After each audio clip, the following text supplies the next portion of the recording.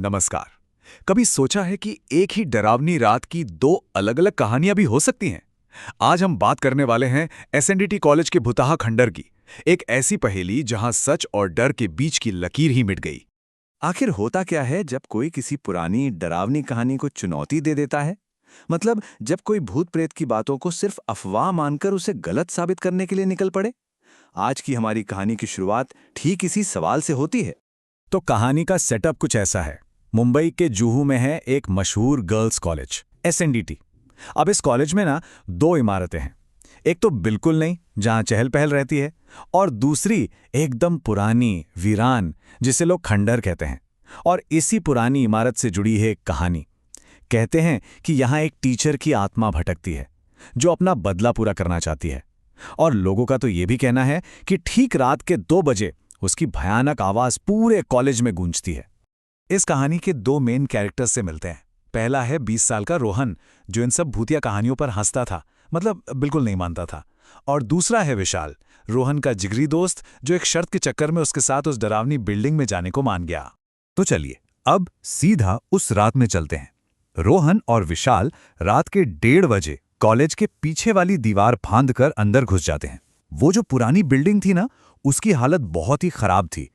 दीवारों पर झाड़ियां उग रही थीं, हर कोने में मकड़ी के जाले थे और जंग खाए दरवाजों से ऐसी चर-चर की आवाज आ रही थी कि किसी का भी दिल दहल जाए। और इन सब के ऊपर एक बहुत ही भारी, डरावनी खामोशी थी। जैसे ही वो अंदर गए और अलग-अलग क्लासरूम में झांकने लगे, अचानक उन्हें एक औरत की आवाज सुनाई दी, जैसे कोई टीचर पहाड़ा रटवा रही हो। 2 1 कम 2, 2 दूनी 4। ये सुनकर विशाल तो बुरी तरह डर गया, पर रोहन को लगा कि कोई उनके साथ मजाक कर रहा है। वो दोनों आवाज की तरफ बढ़ने लगे, पर जैसे ही वो उस क्लासरूम के करीब पहुंचे, आवाज एकदम से बंद हो गई। लेकिन उन्हें एक अजीब सी ठंडक महसूस हुई। मतलब ऐसी ठंडक जो नॉर्मल नहीं थी, जैसे उस गलियारे में कोई बड़ा सा फ्रीजर खुला छोड़ गया हो। रोहन ने थोड़ी हिम्मत जुटाई और क्लासरूम का दरवाजा खोला। अंदर कुछ नहीं, कमरा बिल्कुल खाली था। लेकिन तभी वो आवाज फिर से गूंजने लगती है, पर इस बार और ज्यादा तेज और गुस्से भरी। और फिर अचानक एक जोरदार थप्पड़ की आवाज आती है, जिसके फौरन बाद मानो पूरे कमरे में कई बच्चों की रोने की चीखें भर जाती हैं। इसी बीच उनकी नजर पड़ती है ब्लैक बोर्ड पर, जहां एक चौक अपने आप कुछ लिख रहा था। ब्लैक बोर्ड पर जो लिखा हुआ उभर कर आया, उसे देखकर तो दोनों की रूह कांप गई।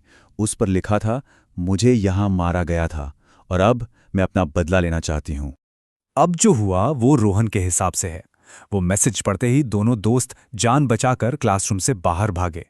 बाहर पहुंचकर रोहन ने पलटकर देखा तो विशाल कहीं नहीं था। तभी उसकी नजर पहली मंजिल की खिड़की पर पड़ी, जहां विशाल फंसा हुआ चिल्ला रहा था। रोहन उसे बचाने के लिए वापस अंदर भागा और वहां उसने विशाल को जमीन पर गिरा हुआ पाया और ठीक उसके सामने वो खौफनाक आत्मा खड़ी थी। रोहन घबराकर फिर भागा, लेकिन सीढ़ियों पर उसका पैर फिसला और वो बेहोश हो गया। रोहन ने बाद में जैसा बताया, उस आत्मा ने काली साड़ी पहन रखी थी। वो पूरी धूल मिट्टी में सनी हुई थी, बाल बिखरे हुए थे। उसकी चमड़ी गली हुई लग रही थी, चेहरा सूजा हुआ था और उसकी आंखें वो पूरी तरह से सफेद थी। जब रोहन की आंख खुली तो उसने खुद को विशाल के फ्लैट पर पाया। वो सुरक्षित था। लेकिन उसे जो कहानी सुनाई गई वो उस कहानी से एकदम अलग थी जो उसे याद थी। और यहीं से कहानी में असली ट्विस्ट आता है। और यहीं आकर पूरा मामला उलझ जाता है, क्योंकि अब हमारे पास दो बिल्कुल अलग अलग कहानियां हैं। रोहन का कहना था, विशाल खिड़की में फंस गया था, मैं उसे बचाने के लिए अंदर गया। पर विशाल की कहानी वो तो एकदम उलट थी। उसका कहना था, नहीं, रोहन खिड़की पर दर्द से चिल्ला रहा था और मैं दोस्तों के साथ उससे बचाने अंदर गया था। अब देखिए, विशाल की कहानी को सपोर्ट करने वाले सबूत भी थे। उसने बिल्डिंग में दोबारा घुसने से पहले अपने 2 और दोस्तों को मदद के लिए बुला लिया था। और जब वो सब अंदर गए तो उन्होंने रोहन को सीढ़ियों के पास बेहोश पड़े हुए पाया। और सबसे बड़ी बात यह है कि उन सभी ने उस रात उस इमारत में टीचर के पहाड़ा पड़ने और बच्चों के रोने की वही भयानक आवाजें सुनी थी। तो अब नतीजा क्या निकलता है? एक डरावनी रात, 2 दोस्त, एक जैसा खौफ, लेकिन कहानियां 2 जो एक दूसरे से बिल्कुल मेल नहीं खाती। उस रात का सच क्या था, ये एक बड़ी पहेली बनकर रह गया। इस घटना का कोई साफ जवाब तो नहीं मिला, लेकिन इसने उन लड़कों के मन में उस जगह की डरावनी कहानी को हमेशा के लिए सच बना दिया।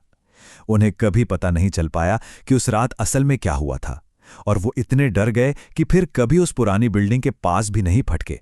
और ये कहानी हमें एक बहुत ही बड़े सवाल के साथ छोड़ जाती है।